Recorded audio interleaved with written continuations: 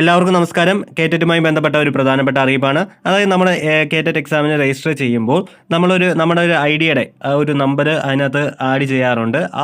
ആ നമ്പർ അടിസ്ഥാനത്തിലുള്ള ഐഡിയാണ് പരീക്ഷാ ഹാളിലും കൊണ്ടുപോകേണ്ടത്.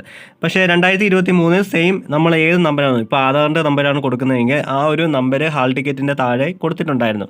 അപ്പോൾ ആ ഹാൾ ടിക്കറ്റിൻ്റെ നമ്പറുള്ള ID കാർഡാണ് നമ്മൾ എക്സാം ഹാളിൽ കൊണ്ടുപോകേണ്ടതും എക്സാമിന് ഹാജരാവേണ്ടതും. അപ്പോൾ ആ ഒരു നമ്പറുള്ള ID കാർഡ് ഇല്ലെങ്കിൽ നിങ്ങൾക്ക് എക്സാം എഴുതാൻ സാധിക്കില്ല, നിങ്ങളുടെ അവസരം നഷ്ടമാവും. അതുപോലെ തന്നെ 2024 വന്നപ്പോൾ അങ്ങനെ ഒരു നമ്പർ കൊടുത്തിട്ടില്ലായിരുന്നു. പക്ഷേ സെയിം ID കാർഡ് തന്നെ കൊണ്ടു ചെല്ലണമായിരുന്നു. പക്ഷേ ഇത്തവണയും ഈ ഒരു ഹാൾ ടിക്കറ്റ് ഈ ID കാർഡിൻ്റെ നമ്പർ ഉണ്ടാകും എന്നാണ് അറിയാൻ സാധിക്കുന്നത്. അങ്ങനെയെങ്കിൽ ആ ഒരു ID കാർഡ് തന്നെ പരീക്ഷകളിൽ എത്തിക്കേണ്ട ആവശ്യമുണ്ട്. പലരും ചോദിച്ചിട്ടുണ്ടായിരുന്നു, ഇത് നമ്പർ തെറ്റിപ്പോയി, ആധാറിൻ്റെ നമ്പർ അടിച്ചത് തെറ്റിപ്പോയി, അല്ലെങ്കിൽ കൊടുത്ത നമ്പർ തെറ്റിപ്പോയി, ആധാർ കയ്യിലില്ല എന്നൊക്കെ പറയുന്നുണ്ടായിരുന്നു.